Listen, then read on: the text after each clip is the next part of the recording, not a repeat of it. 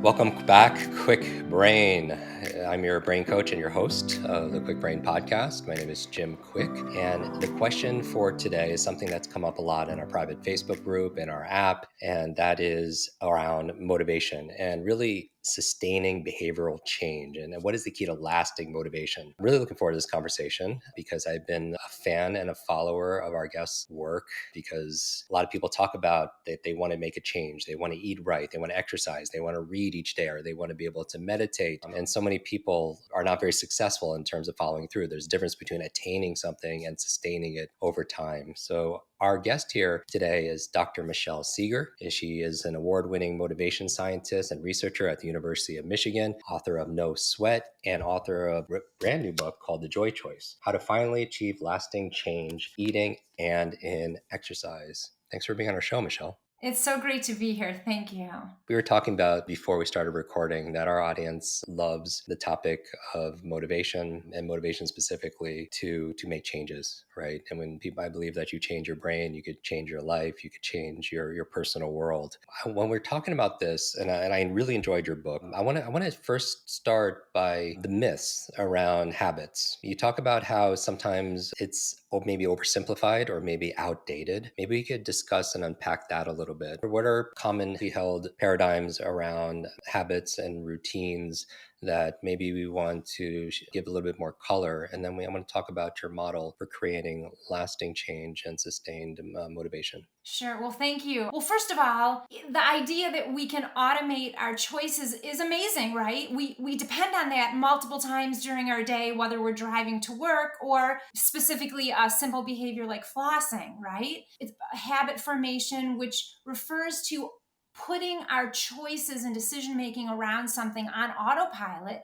so we don't have to exert cognitive control or willpower. The problem is, as lovely as the strategy is for many things in our life, I'm contending that it's been overgeneralized as a valuable strategy for more complex behaviors that have multiple steps and even multiple phases, like eating and cooking. You have to go to the grocery store, you have to prepare things, you have to follow through, et cetera, et cetera. And so here's the situation is that there hasn't been a lot of research, surprisingly, showing that putting our choices on automatic pilot through habit formation actually does produce sustainable changes, number one. And the research that exists on habit formation has mostly been done on animals and in lab-based studies using populations like students and already active gym members. So while the habit story is very popular, there isn't a lot of evidence to back up the fact that it can help us promote complex behaviors like physical activity and exercise and healthy eating. Okay, and so let's talk about that because in our podcast and our courses, we talk a lot about how that's key for brain health and brain fitness, right? As your body moves, your brain grooves. We know that when you exercise, you create brain-derived neurotropic factors. What's good for your heart is good for your head. You have oxygen flow, you have a change in mood, some stress relief. Eating obviously is really key to good brain health. The whole area of neuronutrition, where your brain is only 2% of your body mass, requires 20% of nutrients. But so many people learn these things in a podcast, but when it comes to implementing them, maybe they sustain it for a day or two and then they go back and they revert to their own patterns. So what would you say is your approach? Because in the model maybe that you're referring to when we're talking about habit loops, you're talking about something like a prompt, right? Yes. And it leads to, maybe we could explain that. And then you're right, it's a very complex activity. It's also a very complex world where we're Yes. traveling and there's children involved and there's world events, and you're not in your routine, where you might not even have those prompts if you're in a hotel room or somewhere else, and then you default to an old pattern. That's right. It's the habit strategy to a great extent is focused on promoting how to form a habit. And let's talk about that. But I just want to say in perfect world conditions, when in fact, most of us don't live in perfect world conditions. And that's one of the presumptions, if you will, of very popular approaches to habit formation. So let's talk about how habits are formed. And I'm not talking about doing a behavior regularly. I'm talking about this automaticity that happens when cue, this is step one, cue, you brush. That leads to step two, floss. That's the behavior. That leads to step three, which is the reward, which could be anything from a clean mouth to a sense of satisfaction. And the way our brains work is that our brains learn to want what we like. And that is what, when we do it again and again, it forms relationships within our brain that want us to Yeah. keep doing it. Now, again, for simple behavior like flossing in the bathroom, where there tend not to be too many disruptions, that habit loop is going to stay healthy pretty much, right? Right. But once we step outside of the bathroom and enter our crazy world where we might have a kid who needs something urgent at school, and maybe our cat puked over there in the living room, all these unexpected things happen, and those types of unanticipated things just derail the automaticity that the cue needs to stay stable. And so I can tell you there's a really interesting, I think, next generation, more nuanced conversation happening in the habit literature right now, where people are starting to question, is habit formation actually the best way to think about helping people create lasting changes in behavior when it comes to complex behaviors? We need to have a more nuanced conversation, because the number of steps, and then ergo the number of challenges that are potentially arise to those steps, are so much more vast than happen when someone is developing the mechanical habits of making coffee or flossing their teeth. In your work, there was one of the impetuses, I think it was in 1994, you're running an experiment. Maybe you could share the insight in terms of why this is something that you dedicated your career to. Sure. So in 1994, we were conducting a clinical trial with cancer survivors who, they were living normal lives. They were past their treatment, and we randomized one group of people to get exercise and the other group not. And we were looking to see if exercise could benefit people through reducing their anxiety and depression. And we found that it did. But part of our study design was to call people back. This was in 1994, so we're talking almost 30 years ago, and I was getting a master's degree in kinesiology at the time. And the participants sat around and smiled and talked about exercise, but we were to learn that almost everyone had stopped. Wow. When our study ended, they stopped. And I asked people, shockingly, with the findings that we had, why would you stop exercising given all the benefits you're getting? And they were like, Michelle, do you have all day? I have a family. I have a job. I have aging parents. I have this, that, and the other. And it became very clear to me that these people felt comfortable committing to exercise for us, the researchers, but not for themselves. And it Wow. was my light bulb moment, because I thought, if people who faced a life-threatening illness didn't feel comfortable and have the skill set and the required belief system to sustain a self-care behavior like exercise, then we have a real problem in society. And that's what I dedicated myself to solving. Wow. So during the time they were committed, they were compliant, they were consistent for the study, the length of the study, but shortly afterwards they went back to their own patterns. And that gets back to your earlier question, is what's wrong? And what's wrong is people initiate a behavior change in a motivation bubble when things are idyllic, and their view of what's successful is idyllic too. But once we leave the first 2-3 weeks that might reflect those ideal circumstances, as soon as that unanticipated challenge hits us, we haven't learned how to think about that situation in an adaptive way so that we can successfully pivot and navigate it, harnessing our executive functioning, this amazing system that is native to our brain, to help us learn how to navigate what I call the choice point, so that people can stick with it over time. And I want to get to the choice point because it's interesting because some people listening would say to themselves, that's not even logical. These are individuals had health challenges. You'd think they would prioritize this. So motivation is not always logical. You would say it's more emotional because we're not logical. We are biological, That's right? right. Dopamine, oxytocin, serotonin, endorphins. And so what's missing? What role does emotion play in sustained motivation? Well, motivation is such a clinical term, and Yes. what it really refers to is drive. And, there are really important theories like self determination theory that have decades of research showing that our motivation matters. Some people disagree with that fact, but I've seen it in my work again and again. We've been socialized to come at exercise and healthy eating not as these amazing choices that are going to fuel us, helping our brains function as effectively as possible, helping our mood be as high as possible, but as shoulds and things we're supposed to do according to the ways other people, experts, are telling us we should do it. And that creates a negative type of emotion which weighs down motivation. But I've come to the belief that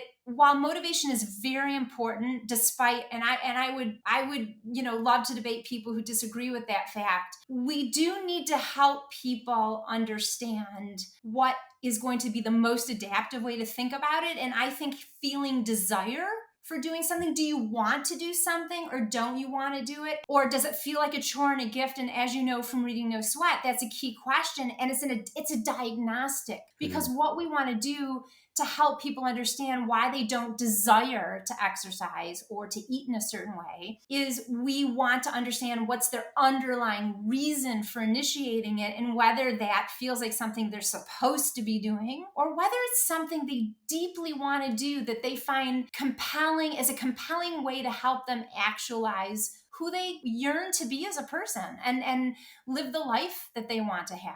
For us, we teach accelerated learning, speed reading, memory improvement, creativity, critical thinking skills in our platform. And I notice in terms of, we have a lot of data because we have students in every country in the world, and completion rates. And we noticed that also, that when people anecdotally, when we share people that follow through, they had some reason, because with that reason they had a result, meaning they had purpose. And so for behavioral change, it's kind of like, you could look at it like learning, right? It's a process of learning, treat it maybe as even a learning project. I think we should actually throw away behavior change and call it learning change, Mm, because that, whether we're talking about habit learning, automated learning in the brain, or more conscious skill-based learning, or using our executive functioning in the moment when we have to make a new choice and then evaluate it to see, did that give me the adaptive outcome that I want? So yes, we absolutely,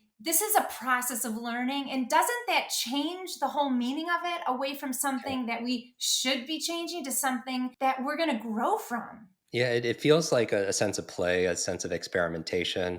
You were saying that awareness and that feedback, it implies some level of metacognition also as well. Absolutely. And, metacognition, I love that term. And it also means awareness and being an observer. Metacognition is a term from the learning field. And, then we have being mindful and aware in other fields. And so, whichever term we use, the goal is we can't learn lasting change unless we develop that metacognitive self awareness that lets us understand what is actually getting in our way, so that we can become more tactical and strategic and learn how to either avoid it or successfully pivot and navigate past it. So maybe we could walk people through an example where, let's say, one of our listeners, we've done 300 something, 300 episodes roughly, and people want to implement a behavioral change. They want to meditate, or they want to journal. They want to prioritize their sleep, which, maybe it's a number of tasks that build up that they need to stack, and that's very complex. And I highly recommend everybody also, we'll put links to the book, and to your some of your key videos that I really think people could go deep dive, and also No Sweat. How would you approach it? Maybe you could give people an overview or an example of the different stages. Sure.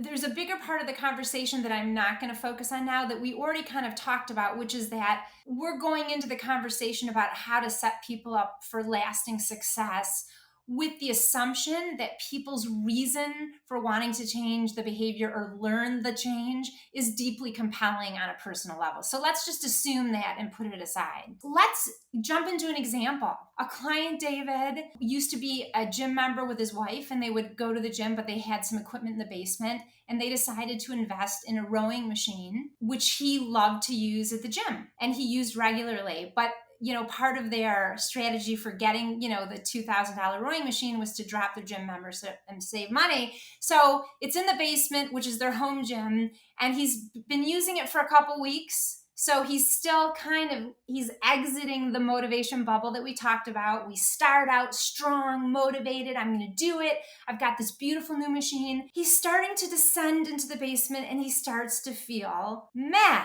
I don't really want to do it. This is very common. People buy equipment all the time and they are really motivated to do it. But he starts to notice he doesn't want to do it. So he tells himself, I'm only going to do 10 minutes. Because that is part of the solution, is that people need to learn that they can flex what they had originally planned to do. And that's what the choice point is, right? We need to see it for what it is, whether it's an unexpected, immediate, urgent need from our boss or coming to a point of our exercise plan and feeling unmotivated. That's a choice point. And this is where we need metacognition to say, okay, wait a sec.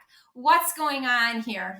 I'm noticing I don't feel motivated despite just, investing $2,000 in this beautiful machine. What are my options here? So people say, okay, it's not black and white. We need to break out of all or nothing thinking and say, I have options here. And that's one of the things that's part of the old story of behavior change is, unfortunately, many people still believe that if they can't do the perfect plan or what they hope to do, it's not worth doing anything. And the opposite is true.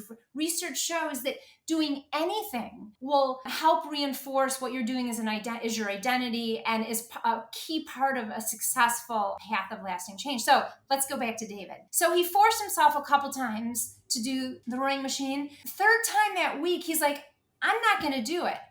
Okay, I open up my options and I'm going to play with the possibilities. Okay, I could go down for 5 minutes only, or I could walk outside for 40 minutes. It's a beautiful day outside. I think I'm going to try that. So part of the phases in the plan that David is exemplifying and the metacognition and self-awareness is to understand he's not motivated and there's another option he's going to try. And what wound up happening is that he discovered that even though he loved rowing in the gym with big windows, he really hates being in the basement. It's very uninspiring. It's kind of demotivating and depressing. And so while thankfully his wife gets to harness their investment in the rowing machine because she likes it, he's discovered that walking outside is his go-to and is what is going to work for him on most days. But he had to have that self-awareness at that choice point to understand what else could I do and to experiment and learn and then later evaluate, use metacognition to go, okay, did that work? What did I learn from it? And that doesn't mean that he never went down and did a 5-minute rowing session, because on any given day, he might have needed that stress reduction. But I think one of the things that people haven't been taught in society is to create a menu of possible options. And just like a menu in a restaurant where there's appetizers, very smaller pieces, and you've got a whole bunch of those, and then there's mid-sized plates, and then there's the large full meal, we should be picking different things all the time because that's what we have to do in other complex areas of our lives. We don't say the same thing to our kids every day at every single point. We assume and we presume that we have to do and say things differently on any given day based on the circumstances. I want to pause there. I do want to say one thing though, that people easily and understandably get concerned and they say, but Michelle, isn't this going to just cause bad habits and lead people to not do anything if you open the floodgates to, something is better than nothing. Mm-hmm. And it's a logical thing to be concerned about. But the first kind of fact is that the alternative, which is all or nothing thinking, if I can't do it right, I'm not going to do it at all, has been the predominant belief system in our culture for like 40 years, and it doesn't work for most people. It doesn't work in healthcare. It doesn't work in organizations. It doesn't work in fitness clubs. So that's the first answer. And the second answer is that the emerging science suggests that having a more flexible instead of rigid strategy when we come to our choice points is actually more adaptive when it comes to behavior change. In game theory, when those who have the most options and the most behavioral flexibility will often be the ones that win. Let me ask you a question. This is very interesting to me. How important when people are taking those small, simple steps and that choice point where they have the rowing machine and they can either use it or for most people it becomes like a clothing rack. How important is it for people to feel joy in the process? In terms of a lot of times people reward themselves after the fact, but when people are doing the desired behavior, Yes. how important is it for them to choose to bring joy into the process? And is that even possible? It is possible. And, joy is one word, enjoy is another, positivity is another word, stress reduction is other. So, Mhm. whatever the positive experience is, I can tell you the state of the literature right now suggests that, in fact, the reward after exercising, the feel good positivity that people feel, isn't what drives ongoing participation. It is how people feel while they're exercising. And so that takes us in a whole nother direction that I don't think there's probably time to go into. But the deal is that we can help people select physical activities that, if they're not pleasurable, at least they're palatable. Because that is one of the most important things we know about ongoing physical activity, is that people need to feel good while they're moving rather than afterwards. It's not that they can't feel good afterwards too, but it's the during movement that creates the memories in our brain that our brain brings back to us right before we're about to exercise. And if it feels punitive or punishing, and again, from reading The Joy Choice that I talk about new theories that are just about exercising and just about eating, that have to do with how our brain reconstitutes our memories and how that determines what we decide in the next moment. And just like your client, who had to, in a way, resort to willpower those first few times, it's not very sustainable. But if you could make it less friction and and find the joy and find the fun. My last question for you is your book, right? The Joy Choice. Who did you write it for, and what would you want your reader to get out of it? Gosh, I wrote it for people and professionals. I wrote it for people who have not been successful to date, that they keep cycling on trajectories of starting and stopping and starting and stopping, but not sustaining. So, for people who just can't figure out what's getting in their way, and for professionals who work with them to better understand how the old story of behavior change continues to derail people's change, but what the new science and new story says can help people be more successful. And, it's called The Joy Choice for a very specific reason. The strategy that, helps people redefine success so they can remain successful is this positive, playful, joy infused strategy that doesn't it just create desire. Yeah, who doesn't want to make the joy choice? But also supports our executive functioning in the process. So, that's what I'm hoping. I'm hoping people have fun reading it. There's a lot of fun graphics in it, some tongue in cheek ones too. And I had fun doing it. So, They're wonderful, inspiring stories, very, very relatable. The anecdotes, and I love that it's again brain based and also very practical at the same time. Because some people could be inspired, but they won't know what to do. If a work was just purely instructional, they know what to do, but they're not inspired to implement it. There's a quote in my book, Limitless, from a French philosopher that says, "Life is the C between B and D. Life is C between B and D. B stands for birth, D stands for death, and life C is choice." And so we always have this choice, and I love this book because it reminds people of their own agency.